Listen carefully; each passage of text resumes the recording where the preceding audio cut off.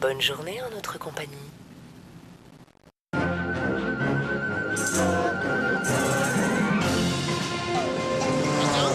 Christian, c'est la régie. C'est clair. Top, ça y est, Christian, t'es en HD.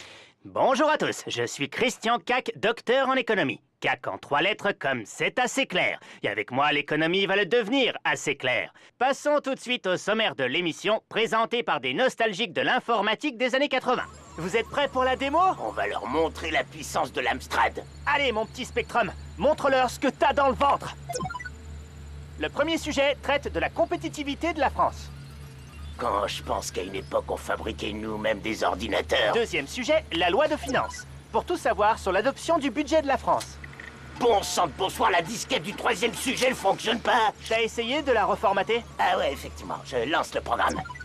Qui paye les pompiers? Excellente question. Ouais, ben on va devoir les appeler, la carte mère est en train de chauffer. T'inquiète, je passe par le DOS pour rebooter le système. Bien joué, t'es un vrai hacker, mon petit. Quatrième sujet, on se demandera comment la Banque Centrale Européenne peut sauver l'euro.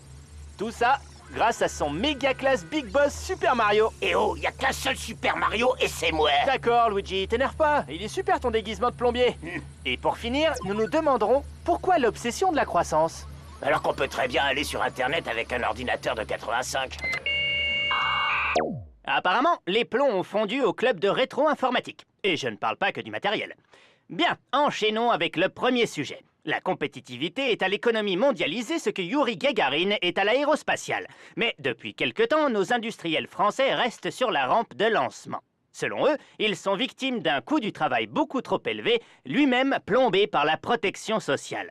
Alors, avant de démolir toutes les usines pour en faire des maisons de retraite, il serait bon de comprendre... La compétitivité, c'est vraiment capital? Retrouvons Jean-Jacques, expatrié depuis 20 ans.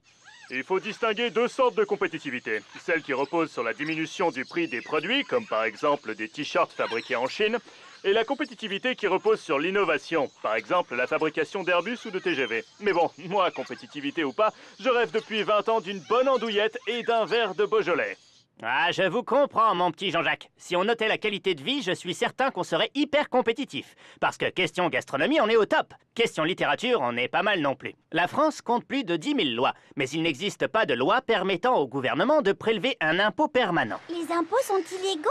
J'hallucine complètement. Une loi doit donc être discutée et votée chaque année. C'est la loi de finances qui mobilise à l'automne la quasi-totalité des parlementaires et qui va mobiliser votre attention, j'en suis sûr. Francine Desmoulins est amoureuse de son vieil ami Rémi, mais elle n'est pas sûre de la réciproque. Pour savoir ce que l'avenir lui réserve, elle consulte une cartoman ancienne pendant un déjeuner sans se douter que la loi de finances va faire basculer son destin. La loi de finances, qu'est-ce que c'est? Mélangez bien les cartes et faites un vœu. Puis-je avoir votre numéro de carte bleue? On vous le passera à la fin. Oh, de toute façon, je peux le deviner. Bon, on peut commencer. Alors, je vois un homme, il arrivera du ciel. Oh ouais, vous savez ce qu'on dit sur le sexe des anges?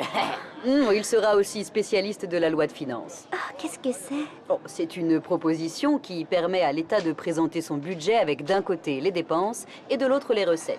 Élaborée par le gouvernement, elle est soumise au vote du Parlement pour devenir une loi.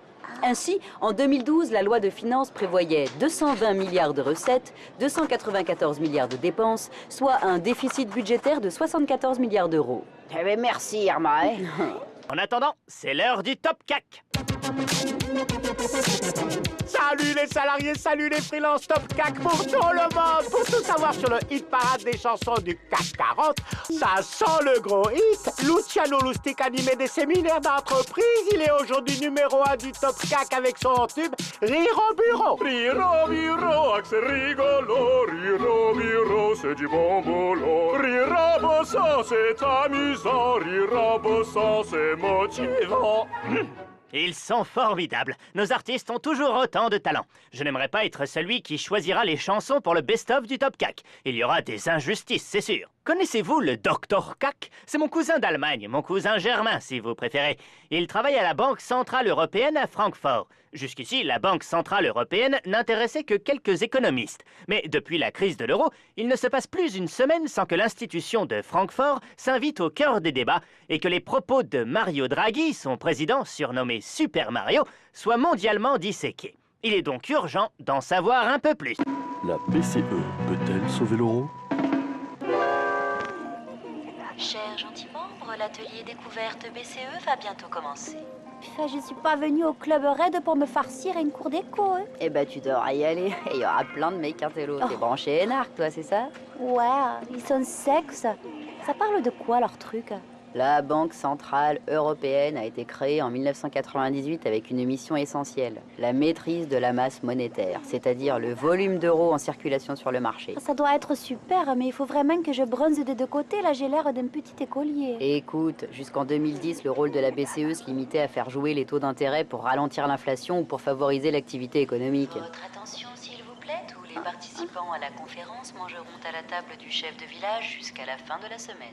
Oh, ben je vais peut-être m'inscrire finalement. S'il y a trop d'euros sur le marché et que l'inflation s'en va, la BCE augmente ses taux pour dissuader de recourir à l'emprunt. Aujourd'hui, la zone euro traverse une terrible crise. Ces images en témoignent. Avec la crise de l'euro, la BCE s'est donc vue confier une nouvelle mission, sauver l'euro. Paolo, est-ce qu'on peut faire une pause le temps d'aller au buffet? Il me reste quelques boules sur mon collier. Ah, il faut attendre la fin de l'atelier. Nous aurons fini vers 4 heures. Quoi, 4 heures? Mais j'ai raté ma séance d'abdos fessiers. Courage, messieurs, je vous autorise à tomber la veste. La BCE doit désormais assurer le financement des pays en grande difficulté, comme la Grèce, le Portugal, l'Italie et l'Espagne. C'est fini, là? Tous ces pays ne peuvent plus emprunter de l'argent qu'à des taux d'intérêt exorbitants. Cette crise de la dette pourrait les pousser à sortir de l'euro. Bon, là, ça suffit. On est en vacances, ok? Faut nous lâcher un peu, là! Vous devriez vous sentir un peu plus concerné, l'heure est grave. Oh non, j'en ai marre! On a déjà raté la soirée mousse! La séance est levée. Ah, il n'y a vraiment rien qui les intéresse, pauvres îles. Eh ben, moi, je connais un super endroit où on peut finir la soirée. J'appelle ma copine. Oh, moi, je suis chaud comme la zone euro. Depuis mai 2010, la BCE rachète la dette des pays en difficulté pour faire baisser les taux d'intérêt. Aujourd'hui, elle pourrait même être garant des emprunts réalisés par ces pays. Oh, la BCE, ça me fait craquer.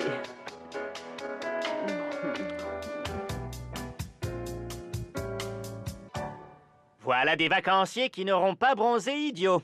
Vu l'importance prise par la BCE, quelle place reste-t-il pour la Banque de France? Voyons ça avec Martial Capone, chef de village repenti. Le rôle de la Banque de France se limite principalement à la mise en œuvre de la politique de la BCE. Mais surtout, elle détient les réserves d'or de la France. 100 milliards d'euros en lingots dorment dans ses sous-sols. À Paris, à 2 pas du Palais Royal. Mais niveau sécurité, c'est rarement les journées portes ouvertes. Pas forcément. On m'a dit qu'un internaute a piraté par hasard le système informatique. Le code de sécurité était 1, 2, 3. Inaugurons maintenant une rubrique inédite. Quand la crise est là pour vous aider à la traverser, rien ne vaut l'expérience des personnes âgées. En attendant des jours meilleurs, voici leurs conseils.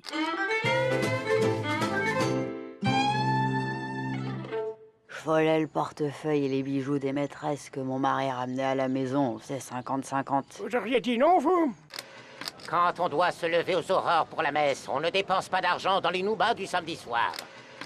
Chaque fois que j'ai pu, j'ai pratiqué le cannibalisme. Ma voisine était infirmière à domicile et changeait régulièrement de fournisseur. Merci à nos aînés pour ces trucs et astuces dont nous risquons d'avoir besoin encore quelques années. En attendant le retour de la croissance, la vraie. Il est loin le temps des 30 glorieuses. C'était l'euphorie et la croissance économique de l'Europe en reconstruction pétaient la forme. Mais tout comme moi, cette croissance, c'est assez. Oh, croissance, oh, désespoir, n'ai-je donc tant vécu que pour ce taux rékiki? Antonin Muchnik sort d'une école de commerce. Débordant d'optimisme, il veut relancer la boutique de pompes funèbres familiales et peut-être même la croissance française. La croissance, comment ça marche? Hé, regardez! J'ai la plante miracle qui va révolutionner l'industrie des pompes funèbres. Ah ouais, ça fait 40 ans que je suis dans les pompes funèbres. Et tu crois que ta plante va tout révolutionner? Mon chéri, t'es tellement malin. Encore une idée de son école de commerce. Oh non, Léon. Antonin, explique-nous comment ça marche. Bah, cette plante est carnivore. Grâce à elle, fini les cercueils, fini la mise en bière. Les défunts sont directement ingérés par la plante. Ouais, c'est Aucun ça, déchet. ouais. On va s'en mettre plein les C'est poches. ça, ben en attendant d'être milliardaire, va plutôt bosser.